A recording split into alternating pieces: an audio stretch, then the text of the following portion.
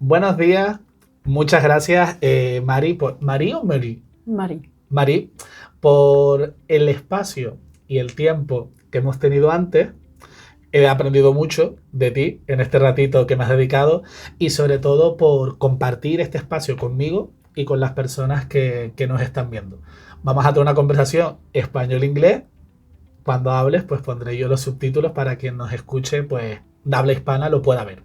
Entonces, vamos primero sobre todo a presentarte y a conocer cuál es tu perfil y cuál es tu trabajo en la educación y en la educación en el emprendimiento.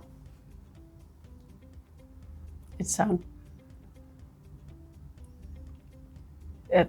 good. I understand completely what you're saying. Yes. Yeah, within it is with a little delay. Yeah, yes. And it's not actually saying so much. No, it's okay. Okay, good. I think it's good. I'm in. Should I present myself? Yes. Yes. Okay. Okay, but here at the Rosenbos studio, I'm a didactic advisor, and I help schools to transform from where they are now to the future, actually. So what we deliver is a lot of a physical transformation, and what they need during that physical transformation is also a pedagogical transformation. Mm-hmm. And I use a lot of knowledge that I have in my luggage from my former job as a teacher and manager for pedagogical development at a project-based school here in Copenhagen.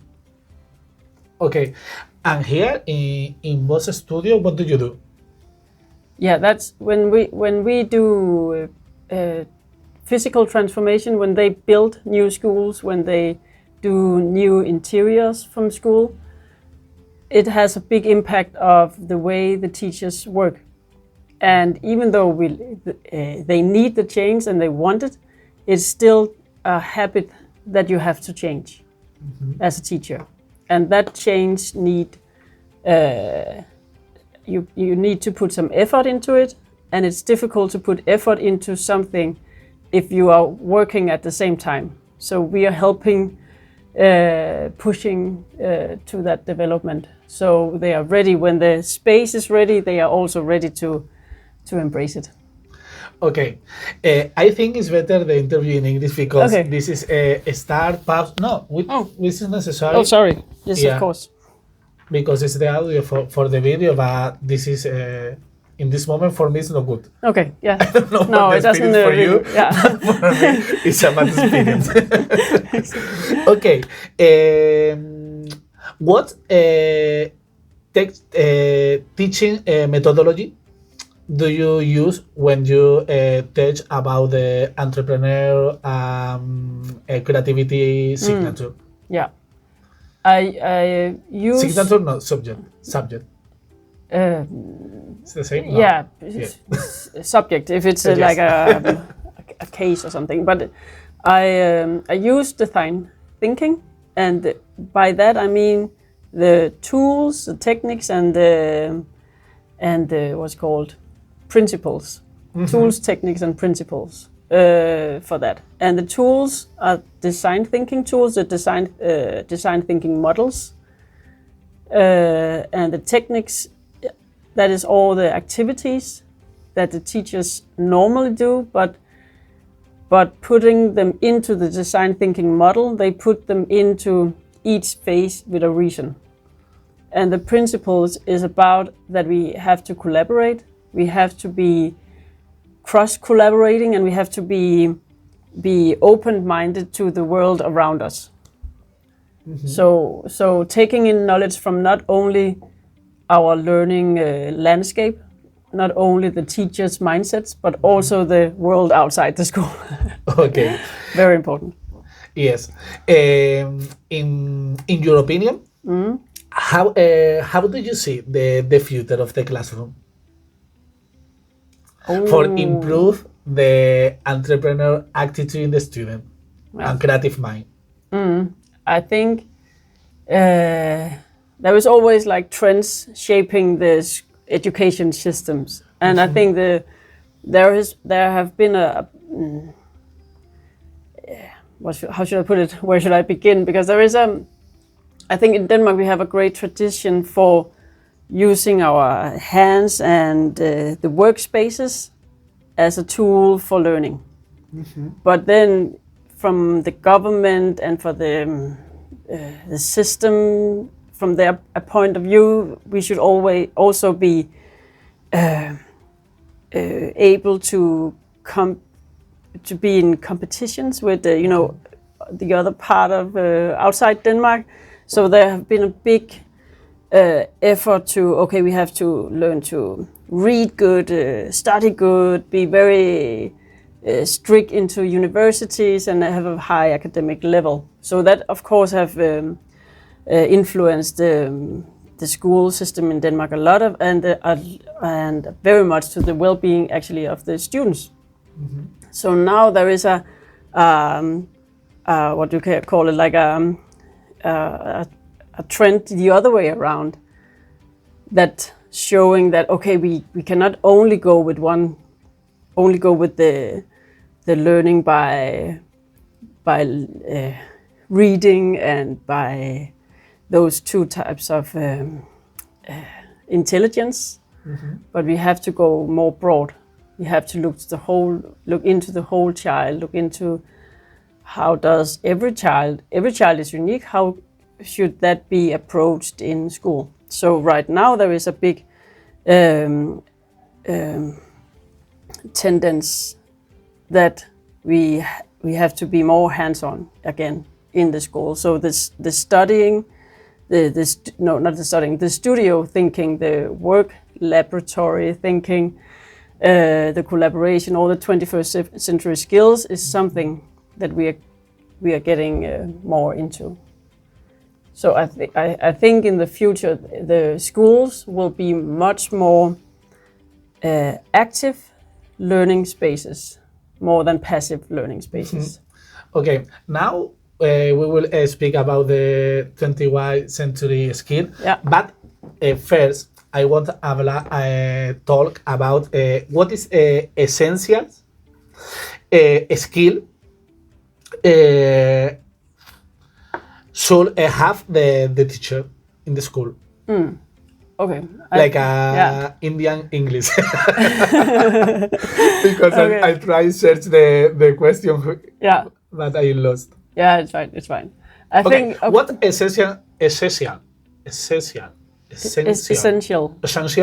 skill should a teacher possess to effectively nurture an entrepreneurial spirit among students?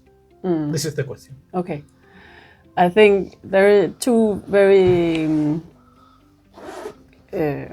skills that is very important. And the one is relationship mm-hmm. with the students, that you have a great relationship, you know them very well, they have the feeling of that you are really interested in what they have in their mind, what they are feeling, how they are doing, what do they care about. So the relationship, mm-hmm. that you actually go there and are part of their life. A lot of interaction. And then the design thinking as an approach to learning is very important. And I think with those two components, you would have a very nice learning system. And it's very simple in a way, but it's skills that you have to really take care about. Mm-hmm. And you have to learn how to live them out. But the problem is always the simple is not easy. Mm. Maybe the simple thing is more difficult for the teacher, for the school. Mm-hmm. Also, when you learn to be a teacher, relationship is not a part of it. Mm-hmm. It's always like, how do you teach history? How do you teach biology? How do you teach math? And so on and so on. And it has been like that for 100 years back. And if you think it's the best system ever, it will be like that 100 years forward. Mm-hmm. So, but we have to, if we ask the kids, the students, what do they like? When do they really feel alive in the school? What do they tell about when they go home? It is when it has been active. It is when they have been involved, when it has been, fun, or they have been provoked or something. Mm-hmm. So if we have to, those things is a part of the design thinking and the 21st century skills that you have to be involved in what you're learning. Otherwise, it doesn't matter. Mm-hmm. What do you all believe is the 21 century skill or 21 century skill is important for the student or are important? I think right now with the AI, I think critical thinking, artificial intelligence. Are you reading the question? What? No, the question for the... Okay. Okay, but I think the critical thinking, I think all of them, of course, collaboration, creativity, critical thinking, and we have to look it up. What is it? Communication. I like your book. Yeah, because here is the old methodology that you use, no? Every day. Yeah. I always return to the same in a way. So communication was the last one, but I think all of them are very important. But right now, if I should choose one, critical thinking is very interesting because of the AI thing and the ChatGPT. With the AI, now is very, very important the critical things. Yeah, and with all the things that you see every day, and it comes to the phone, and it's like, is it real? Is it a real snake running after a little boy, or is it just a fake? Mm-hmm. And if you believe in everything, and just take it in critically, and tell about, I saw this boy was being chased by a snake. And you believe it. It's like, no, come on, you have to. It's not true. So, and that is when the collaboration and the creativity comes in, that instead of just looking at all the videos, all the memes and GIFs and whatever comes in on your computer, it's interesting to go to make the students actually, okay, now try to make a fake video that I believe in. Mm-hmm. Make it so truth that I believe it. So you in a way you go behind the scene and make the students understand what they're looking at. Mm-hmm. I think that is it's a really good challenge to give the students, and they see it all the time, so they have a good feeling of what to use, so they make other people believe.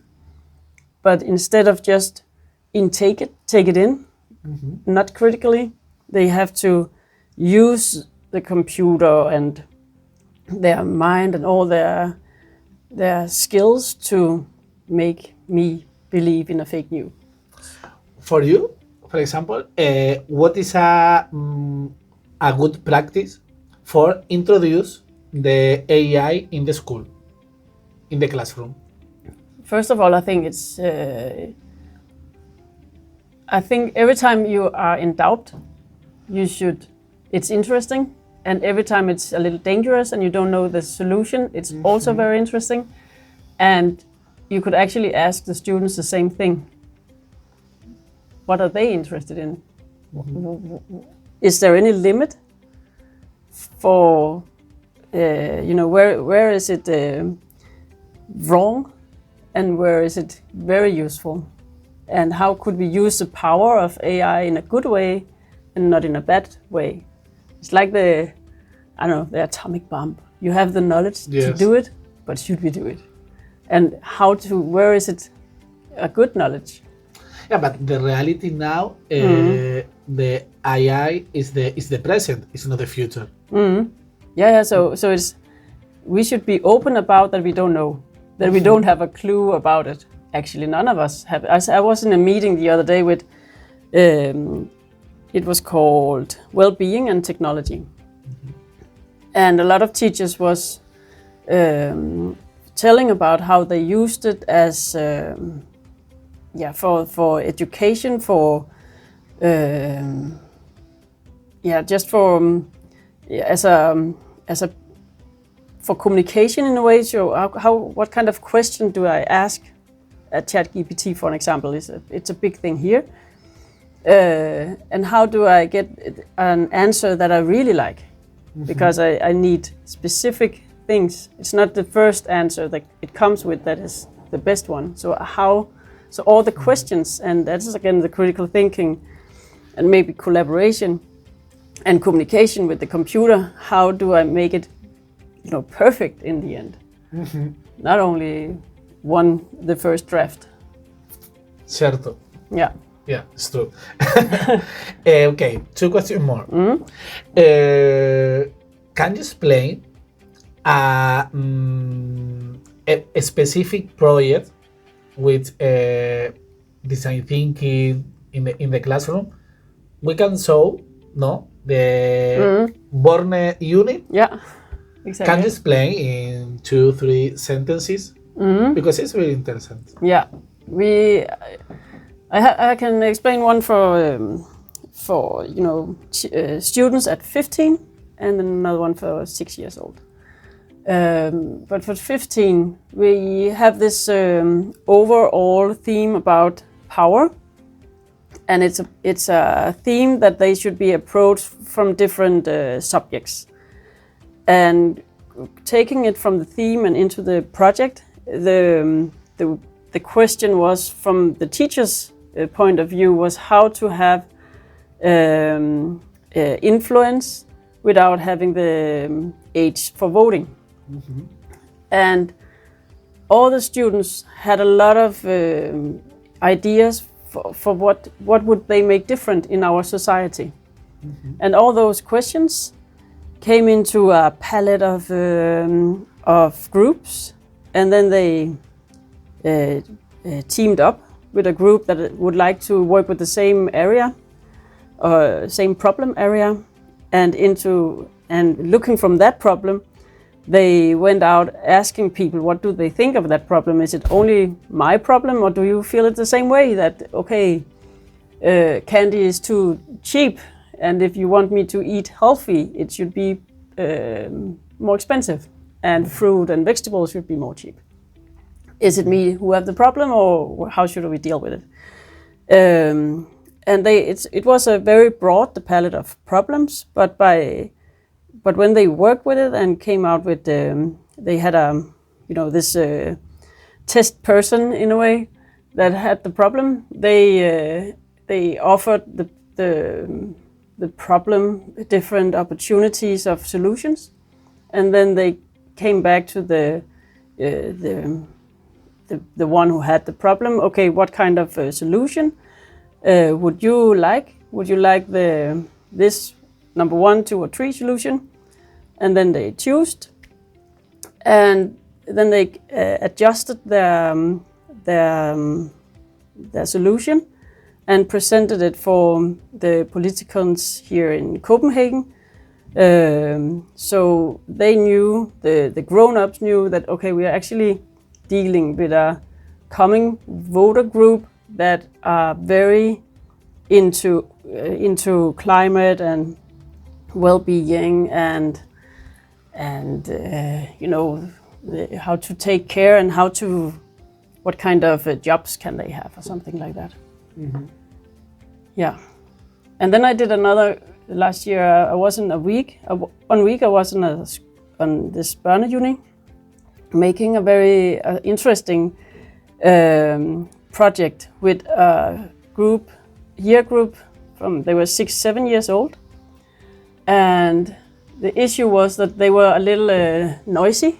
The teachers were thinking, okay, they are all over, and they are not because of they are having in Denmark a lot of iPads and telephones, so they are not very good at fine motor skills. So drawing, doing a scissor, gluing. The teachers' observation was that their skills were lowering. So we wanted to make a project in a way, but focusing on the prototype part of the design process. So not the whole process, but a part of it, during that week. And we ended up taking all the furniture out, putting thick paper on the floor, and then the floor was their drawing board. It was where they did drawings of house. The task was how to build a house out of a cardboard box. A box made of thick paper. I understand. Yeah. So how to make every group had two cardboard boxes, and they have to collaborate and communicate about how should their house look like, what was the content of the house. They had to think about, the critical thinking, how to make it useful and so it doesn't break. And then they build those houses during that week. And the interesting thing was that they were very able to communicate and collaborate and being critical about the structure. But my main point and my main experience from that session was that they were very quiet, because they were laying on the floor and they were very in touch, touched down. Sí. They were very, in contact with everything, each other. So it came to my mind that sometimes it's not the students, it's not the kids who are noisy, it's the furniture that is noisy. When they do like this all the time, it's super irritating. Yes. But they actually just want to move. They want to feel themselves. Yeah, when you speak about the design thinking or this creativity process, the traditional place is not comfortable for the kids. When you talk about the children with 8 years old, if you want to work a creative process in a table and in a chair, it's impossible for them. Yeah, exactly. And they have a lot of energy inside. Yeah, exactly. And yes. and we don't use that energy if we work in a traditional way. Yeah. Even though everything is a small size table, small size chair, but we use it too much. Yes. We are too narrow in the way we teach. For this is for me is very interesting. The work of the job that you do in the Boss Studio, because you create this space for this project or for these children, no? Yeah. It's an open space. Yeah. When you can touch the different things, you can move, no? Yeah. The table. Yeah. It's exactly. Good. Yeah, it is. So it's good. We're using sometimes we think of the learning environment as something that nudges the pedagogy to be more diverse. Well, yeah. In conclusion, yeah. Do you have any advice for the teacher? Yes. Advice? Yeah, I'm thinking. For cultivate. Yeah. Cultivate an entrepreneur attitude and empower the creative mind. I think one very useful tool is to always ask the students, what are you interested in? Yes. And then next one is to collaborate with your... This part, sorry, is no. When you say ask for the student in the design thinking methodology, is the first step, no? Yeah. But we forget all the time because we are so running out of one lane. But ask the students, collaborate with your colleagues. Okay. And then promise yourself that you will challenge the students, that okay, promise yourself that everyone have to learn, not only the students, also you and also the school system as an organization.